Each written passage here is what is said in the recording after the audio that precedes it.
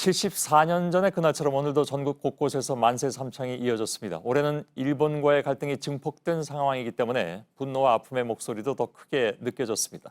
하혜빈 기자의 보도로 보시겠습니다. 대한민국 만세!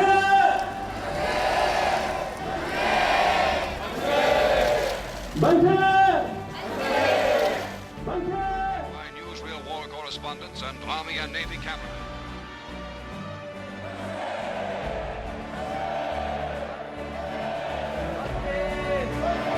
4, 2, 1.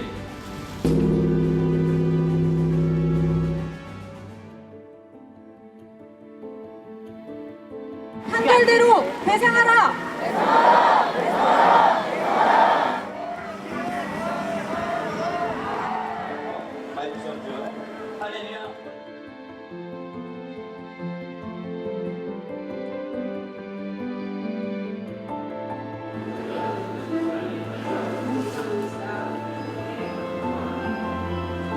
동생한테 보낸 편지.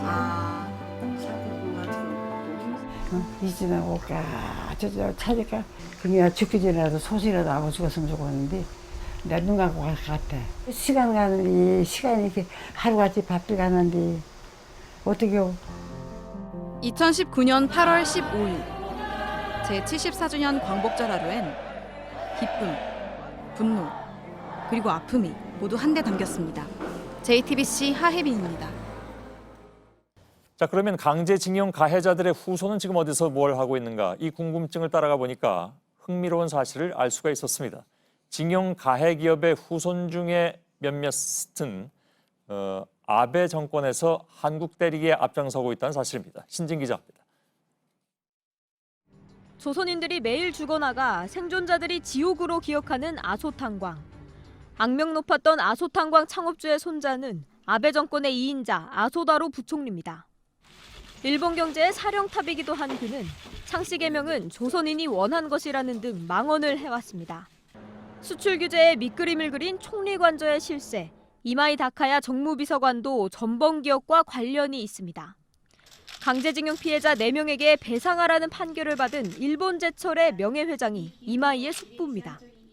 아베 총리의 오른팔로 수출 규제 주무장관인 세코 히로시게 경제산업상은 기업과는 관련이 없지만 전형적인 세습 정치인입니다. 할아버지가 중의원, 큰아버지가 참의원을 지냈습니다. A급 전범 출신 기시 노부스케 전 총리를 외할아버지로 둔 아베 총리와 닮은 꼴입니다. 이 때문인지 아베 정권을 위해서라면 몸을 사리지 않아 일본의 괴벨스로 불립니다. 반면 고노다로 외무상은 아베 정부에서 겉돌고 있습니다. 한국과의 협상에서도 단순히 말을 전할 뿐이라는 평가를 받습니다. 이런 고노 외상의 아버지 고노류 헤이 전 관방장관은 위안부 피해자에게 사과한 고노담화를 발표한 인물입니다. JTBC 신진입니다. 일제에 맞서서 총탄을 다루고 만행을 하나하나 기록한 여성, 외국인 독립운동가들, 몇몇 영화에서 나오는 이야기죠. 하지만 영화 그 이상으로 독립을 도왔던 실존 인물들이 있습니다. 역사 속에 상대적으로 희미했던 이들의 기록을 조보경, 이희령 기자가 찾아봤습니다. 뛰어난 무술 실력으로 일본에 맞서 무장투쟁을 하고 독립군 살림을 이끌었던 여성 독립운동가. 올해 74번째 광복절엔 그동안 가려져 있던 이들을 재조명하려는 움직임이 일었습니다. 돌담길을 따라 초상화들이 전시돼 있습니다. 300명이 넘는 여성 독립운동가들입니다. 한국 광복군에서 활동했던 오광심, 선전 활동을 담당하며 기관지 광복을 발행했습니다. 광복은 남성의 전유물이 아니다라는 글을 써서 여성들의 독립운동을 촉구했습니다. 지보경, 조순옥 선생 등도 뜻을 모았습니다. 광주 학생 독립운동을 촉발한 박기옥 선생, 오늘 90년 만에 유공자로 인정받았습니다. 옥고를 치르고 시험을 거부했다 퇴학도 당했지만 자료가 부족하다는 이유로 그간 심사에서 번번이 떨어졌습니다. 애기 업은 것처럼 들러매고 가서 총탄을 날르고 그야말로 밀정을 찾아가서 너 죽인다. 이런 정도로 용감하게 싸운 여성 독립운동가들이 비일비재한 거의 몇천 명이 되는데 하지만 현재 독립유공자 포상을 받은 15,600여 명 중 여성은 444명, 약 3%입니다. 지금부터는 또 다른 독립운동가 이야기를 해보겠습니다. 70명, 외국인 독립유공자들의 숫자입니다. 이들도 대한민국의 독립을 위해 힘을 보탰습니다. 캐나다에서 온 스코필드 박사는 현장의 기록자였습니다.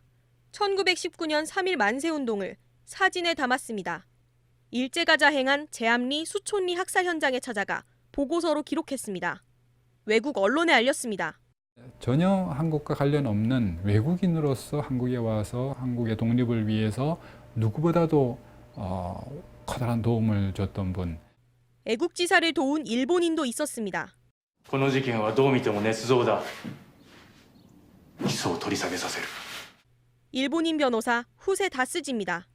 일제에 대한 거사를 계획했던 의열단원들과 박열의사, 이들의 변론을 맡아 무죄를 대변했습니다.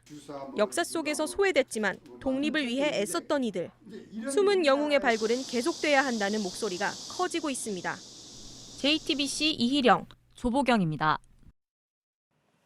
1945년 8월 10일 일본의 패망 때까지 광복군은 우리 손으로 직접 일제를 무너뜨리기 위해서 온 힘을 다했습니다. 일제의 패망은 우리에게 기쁜 일이었지만 백범 김구 선생은 또 다른 의미의 눈물을 흘렸습니다. 당시의 기록과 증언을 밀착 카메라가 담았습니다. 윤재영 기자입니다. 백범 선생이 그날 저녁에 주석실에서 만찬을 하고 계셨어요. 그때 협소성 주석이 잠깐 나갔다 들어오더니 일본이 손들었다. 한국 광복군이 미국 OSS와 국내 침투를 준비한 독수리 작전. 1기생 50명의 훈련이 1945년 8월 4일 끝나고 투입이 결정됐지만 8월 10일 일제의 항복 소식이 전해졌습니다. 우리의 도청에 해당하는 중국의 산시성공관. 안에 있는 한 건물에서 임시정부 주석 백범 김구 선생이 성 주석과의 식사 중 일제 항복 소식을 들었습니다. 他在那个就是检查完这个光复军就是在这边检查完这个光复军以后，也是在这个听到的这个日军投降的这样一个消息。 광복군 스스로의 힘으로 일본을 패망시키지 못한 것에 안타까워했습니다. 김구 선생의 경위대장이자 광복군이었던 고 윤경빈 선생이 생전에 남긴 말입니다. 데리고 나오시면서 백범 선생이 있는 걸 보셨어요. 우리가 뭔가 그런 조그마하나마 이 전쟁에 공을 세울 수 있는데 그것도 이루지 못하고 일본 천하에 9일날 손을 들었거든요. 하지만 8월 18일 OSS 대원과 함께 서울 여의도에 처음 진입한 것 역시 광복군 대원들이었습니다. 혼자 일본하고 싸워서 이길 수 없으니까 연합국의 지위를 얻는 걸로 독립운동 하시던 분들 이 지혜, 한국의 역사는 한국 민족이 주인공이 돼야 되는데 꼭 미국, 일본이 주인공이 돼가지고 한국을 바라보니까 한국 역사가 아주 왜소해지죠. 충칭에 복원된 대한민국 임시정부 건물. 광복군 군의처장이자 김구 선생의 주치의였던 유진동 선생의 아들 유수동 씨를 만났습니다. 照片，这是我父亲刘顺东。肯定，我父亲，我认为他为自己的信仰奋斗了一生。我感觉这是我们作为家属来说是一个感到很高兴、很光荣的事。 이달 선생 등 광복군과 조선 의용대원들이 묻혔다고 알려진 충칭시 한 산기슭. 현재는 무덤 흔적도 찾을 수 없고 재개발 공사로 가기도 어렵습니다. 하지만 아직도 이곳을 찾아 헌화하는 한국인들이 있습니다. 아무것도 없었지만 아무것도 없은 만큼 그분들이 또 많이 알려져 있지 않으니까 저희가 그렇게 기억을 하고 소중히 여겨야겠다. 과거 광복군 묘소 관리가 허술하다고 지적됐던 한국에선 어떨까? 일본과 싸우다 중국 각지에서 숨진 광복군 17명의 합동 묘소입니다. 2년 전까지만 해도 이 봉분 하나가 전부였지만 최근 추모 조형물이 세워지면서 새 단장을 했습니다. 서울 서대문 독립공원은 광복군 대원을 비롯해 독립지사 30명의 발바닥 조형을 전시한 길을 만들었습니다. 우리의 많은 역사에서 교훈을 얻어서 우리 앞날을 위해서 고맙습니다. 만져봐야죠. 현재까지 광복군으로 확인된 사람은 567명, 생존자는 18명입니다. 통한의 역사에서 교훈을 얻어 오늘과 내일에 대비하자. 광복군 김영관 지사는 자신의 발바닥 조형에 이런 글귀를 남겼습니다. 수많은 독립지사가 후손에게 전하고자 했던 뜻일 겁니다. 밀착 카메라 윤재영입니다. 예, 다시 광화문 쪽으로 잠깐 좀 와볼까요? 오늘 광화문 광장의 다른 한편에서는 전혀 다른 내용의 집회도 열렸습니다. 겉으로는 광복절을 기념한다는 명분을 내걸었지만 정작 그 내용은 빨갱이는 물러가라는 구호를 남발했습니다. 류정화 기자의 보도입니다. 태극기를 든 사람들이 광화문 광장을 가득 메웠습니다. 이승만 전 대통령 얼굴 아래 건국 71주년이라고 쓰인 대형 현수막이 걸렸습니다. 보수 기독교 단체가 중심이 되어 개최한 자유민주주의 수호대회입니다. 만일이 예국입니까? 여러분, 만일이 예국입니까? 미국과 일본은 우리의 친구! 광복절을 맞이해 연 집회입니다. 그런데 빨갱이라는 용어와 함께 색깔론까지 등장했습니다. 지금 저 차들은 전부 빨갱이가 꽉 채웠습니다. 빨갱이가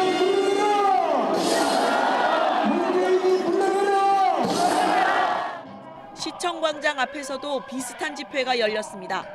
주말마다 이곳에서 태극기를 들고 시위하는 이른바 태극기 부대입니다. 이들의 구호는 박근혜 전 대통령 석방입니다. 없는 박근혜 대통령을 구출하자! 이들은 10만여 명의 회원과 지지자들이 모였다고 주장했습니다. JTBC 류정화입니다.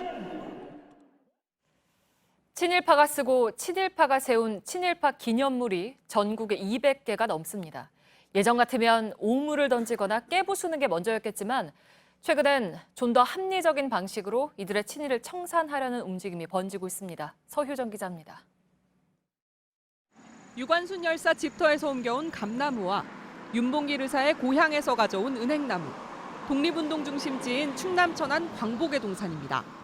광복의 동산엔 이렇게 독립운동가들을 기리는 나무와 기념비들이 있습니다. 이건 음악가 홍남파를 기린다며 설치해놓은 기념비인데 여기에만 특이하게 표지판이 하나 더 설치돼 있습니다. 홍남파의 친일 행적을 알리는 단죄문입니다.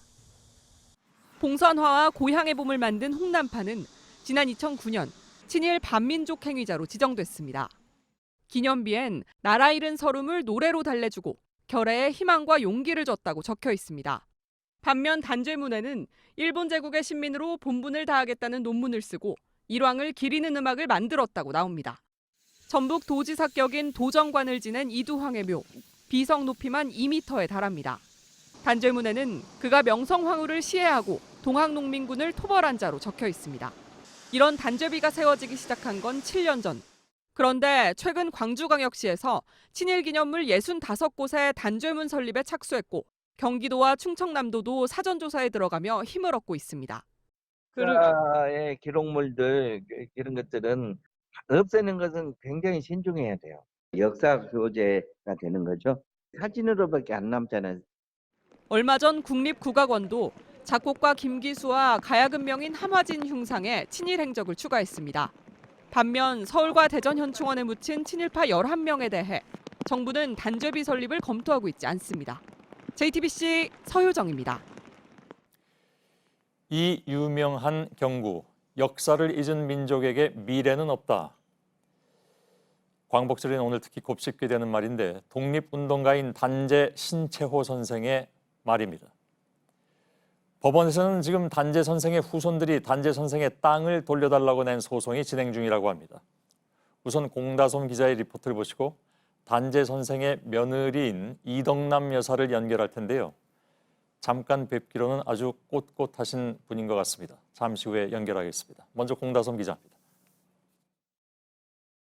해방이 되고 친일 청산을 못한 지금 후유증이죠. 그래서 독립운동한 분들이나 후예나 핍박을 몹시 많이 받았죠. 단재 신채호 선생의 며느리 이덕남 여사입니다. 단재 선생은 1910년 중국으로 건너가 독립운동을 하다 광복을 보지 못한 채 1936년 세상을 떠났습니다. 그 사이 고향에 있던 땅도 일본에 넘어갑니다. 조선 민사령이라는 거를 일제가 와가지고 발동을 해요. 우리나라 수탈법이야.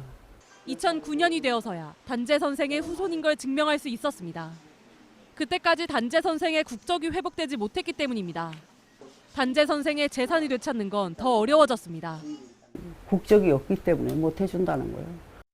제가 서 있는 이곳은 서울 종로구 삼청동의 한 주차장입니다. 독립운동가인 단재 신채호 선생이 젊은 시절 중국으로 망명하기 전까지 살았던 곳으로 추정되는데요. 지금은 한 재단이 소유하고 있습니다. 최근 신채호 선생의 후손들이 이 땅의 소유권을 돌려달라고 소송을 냈습니다. 조선총독부가 강제로 빼앗았고 이후 수차례 주인이 바뀌었다는 겁니다. 후손들은 단재 선생이 1910년 대한매일신보에 삼청동 집터에 대해 밝힌 내용을 소송의 근거로 들고 있습니다. JTBC 공다송입니다. 예, 말씀드린 대로 바로 단재 선생의 며느리인 이덕남 여사를 화상으로 연결하겠습니다. 자, 이덕남 여사님 안녕하십니까? 반갑습니다. 우선 앞에 저희들이 리포트로 간단히 좀 전해드리긴 했는데 시아버지인 단재 선생의 집터를 도로 찾기 위해서 소송을 시작하신 배경을 직접 좀 잠깐이나마 듣고 싶습니다. 예, 안녕하세요. 예. 제가 신채호 선생 며느리입니다. 저희 아버님 집이 그 삼청동, 우리 아버님은 이통 4호라고 하셨어요. 예. 9번지가. 예, 그런데 이제 요새 그 네이버상 보니까 신번지가 삼청동 2-1이더라고요. 예. 그래서 이제 신번지를 찾았고 또 맨 처음에 토지 조사를 할 때 당시가 1912년인데 12년 11월 18일인가 그 날짜에 그 삼청동을 사정을 했습니다. 예. 하는데 그때는 삼청동이 157필지가 전부였었어요. 근데 그 가운데 1, 2번지는 나라 국이 딱 쓰여져 있어요. 예. 지금도 있습니다. 그래서 그때 당시에 그러니까 소유주가 없었다는 얘기죠. 예. 다른 사람들은 다 소유주가 있는데 우리 아버님 그 땅이나 1, 2번지는 소유주가 없었고 나라가 수탈해 간 거죠, 뭐. 예. 그랬고, 예, 저희 아버님은 뭐 다 아시다시피 1910년 4월에 이걸 광고를 내고 바로 망명하셨거든요. 예. 그래가지고 1936년 2월 21일 날 서거를 하시는데 우리 아버님이 서거하고 2년 있다가 일본 사람이 말하자면 경로 땅을 취득하는 데는 경로가 있어야 할 거 아닙니까? 예. 그런데 경로도 없이 일본 사람이 보존 등기를 했어요. 예. 그랬고, 예. 그리고 이제 그 뒤에는 바로 조선 사람인 모양인데요. 최일환이라는 사람이 또 그걸 받았더라고요. 예. 그래서 대략 어떤 내용인지는 알겠습니다. 예.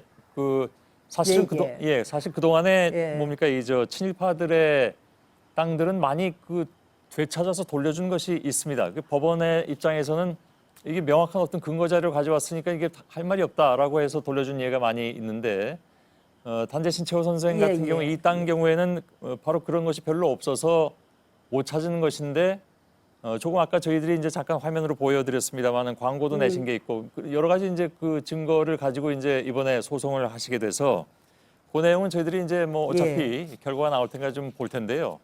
80년대부터 제가 얘기를 들었더니 중국을 오가시면서 시아버지에 대한 자료를 수집하고 또 20년 가까이 단재 선생의 국적 회복을 위해서 많은 애를 쓰신 걸로 알고 있습니다. 어찌 보면 이제 이 선생님은 인생의 많은 시간을 단재 선생의 명예를 회복하고 알리는데 상당 시간을 보내셨는데 정작 결혼하실 때는 시아버지가 누구인지 모르셨다면서요? 예, 몰랐습니다. 예. 예. 그냥 보통으로 있는 아버지인 줄 알았었는데요. 결혼하고 애를 둘을 놓고 그렇게 하고 우리 남편이 이제 다 잘 아시겠지만은 어열단 선언문 그게 이제 펴지고 운동권에 교과서 문장 읽혀졌거든요. 그래서 이제 박정권에서 이제 우리를 빨갱이라고 다시 이제 몰았지요. 그래서 많이 쫓겨다니고 또 서러움도 많이 받았고요. 예. 그 당시에. 예. 그렇군요. 그렇고 이제 그것이 이제 해금이 되니까 또 북쪽에서 우리 아버님 유고가 펴졌는데 그거를 이제 일본 도쿄대학에 있는 교수가 수거를 해가지고 예. 우리 집으로 보내줬어요. 예. 예. 그거를 또 받았다고 불원문서 받았다고 또 빨갱이다 그래가 또 쫓기고 예, 그런 뭐 일이 한두 가지 많았기 일이 아니겠죠. 때문에 예. 예, 그럼요. 예. 그럼요. 그 단재 선생에 대한 얘기는 저는 이 선생님. 단재 선생에 예. 대한 말씀은 네. 남편으로부터도 많이 전해 들으셨을 텐데 어떤 분이셨던 걸로 기억을 예. 하십니까? 우리 남편은 어머니 등에 업혀서 첫돌 지나가지고 한국으로 와서 서울에서 살았습니다. 예. 그런데 이제 그렇게 살다 나니까 본인이 8살이 되니까 아버지가 눈이 멀게 생겼다고 지금. 예. 그래서 처자식을 보고 내가 눈을 감아도 감아야 된다고 그래 그 연락이 와가지고 우리 시어머니하고 본인하고 둘이서 북경을 갔답니다. 예. 가서 보니까 우리 시어머니는 간호사 출신이거든요. 예. 가서 보니까 남편이 영양실조더래요. 예. 그래서 이제 성야병원은 이제 우리 아버님하고 결혼하기 이전에도 거기를 왔다 갔다 했나 봐요. 예, 예. 그래서 그 성야병원에 가가지고 난산증에 있는 사람 그 2사람만 주라고. 예. 그러니까 때마침 그 장봉순이라는 부인이 있는데 예.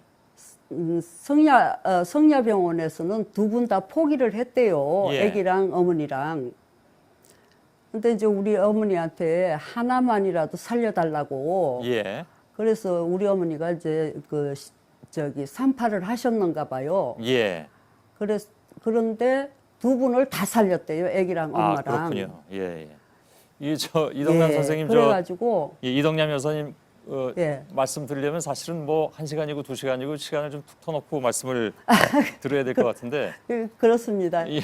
오늘 이제 예. 긴 시간을 말씀을 예. 나눌 수 없어서 좀 죄송하긴 하고요. 마지막으로 한 가지만 좀 질문을 드리겠습니다. 요즘 뭐 한일 관계도 그렇고 다 지켜보고 예. 계실 텐데 요즘 돌아가는 걸 어떻게 보고 예. 계십니까? 짤막하게 말씀하신다면. 너무 속상해요. 너무 속상해요. 그냥. 예. 제가 일찍 죽었어야 이 꼴을 안 보는데 예. 어떻게 세상에 이 땅에서 나오는 나달로 가지고 연명을 하고 살은 사람들이 그따위 소리를 할 수가 있어요. 예. 아베보다 더 나빠 진짜로. 예. 예, 잘하는 게 있으면은 대통령이고 누구고 그걸 진짜 박수를 치고 찬양해줘야 되는데 그거는 안 하고 무조건 없이 말지 헐뜯고 아이고 거기다가 헐뜯어도요 우리나라 안에서만 헐뜯으면 되는데 일본 놈을 대신해 가지고 헐뜯는 게 어디 있습니까? 예, 알겠습니다. 나 어떤 보고 생각- 나 기가 차가지고 알겠습니다. 예. 어떤 치가 생각을 가지고 떨려요, 계신지 그냥. 알겠고요. 예. 더 말씀 듣고 예, 예, 싶습니다만 시간이 좀 제한돼 있어서 이 정도로 좀 정리하도록 하겠습니다. 이덕남 여사님 고맙습니다. 예, 감사합니다. 예, 건강하시고요. 예.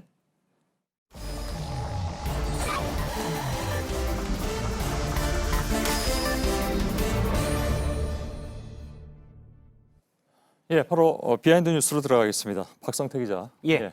시작할까요? 예, 첫 키워드는 박수의 소신으로 했습니다. 예, 어떤 내용입니까? 네, 손뼉을 마주치는 박수를 얘기하는데 오늘 74주년 광복절 경축식에서 김원웅 대한광복회장이 갑자기 문재인 대통령에게 격려의 박수를 쳐주자라고 연설 중에 얘기를 했습니다. 다 쳤는데 안 친 사람도 있었습니다. 잠깐 당시 영상을 보겠습니다. 예. 국민 여러분, 의연하게 잘 대처하고 있는 문재인 대통령께 격려의 힘찬 박수를 부탁드립니다. 예, 말한 다음에 다들 이제 얘기가 나오자 박수를 칩니다. 잠시 뒤에 보면 이제 지금 왼쪽에 이해찬 대표, 가운데 황교안 대표, 그리고 또 오른쪽이 손학규 대표인데 이해찬 대표와 특히 손학규 대표 같은 경우는 보고 있는 팜플렛을 옆자리에 놓고 박수를 칠 준비를 하고 박수를 치는데 황교안 대표는 계속 펜으로 메모를 하든지 어떤 표시를 하는 모습을 확인할 수가 있었습니다. 사실 한국당은 문재인 대통령의 일본 수출 규제에 대한 대응을 과거에 세국 정책이다라고 비판한 바가 있기 때문에 잘했다고 박수를 쳐주자라는 광복 회장의 주문에 쉽게 호응하기는 쉽지 않았을 것으로 보입니다. 그렇겠죠. 남들 다 치는데 이제 안 치기도 쉽지는 않은 건데 그래서 아까 소신이라고 했습니까? 그렇습니다. 소신으로 안 친 것으로 해석이 되는데요. 민주당은 바로 논평을 내고 무례와 좁은 도량이다라면서 공당의 대표로서는 매우 부적절한 행동이다라고 비판을 했습니다. 따로 얘기하기를 민주당 관계자가 몇몇 의원들이 유심히 황교안 대표를 봤는데 한 번도 박수를 안 치다가 마지막에 건성으로 한 번 쳤다라면서 상당히 서운한 감정을 표시를 했습니다. 한국당도 오후에 바로 반박 논평을 냈습니다. 이창수 대변인이 몽상적인 경축사를 들으며 제1야당 대표가 꼭 박수를 쳤어야 하는가? 마치 북한의 최고인민회의 기립박수처럼 치는 것을 원했느냐라고 따져 물었습니다. 역시 해석하면 소신당 못 쳤다는 얘기인데요. 듣고 보면 양측의 주장이 다 맞는 것 같은데 관계가 좋지 않은 것은 분명해 보입니다.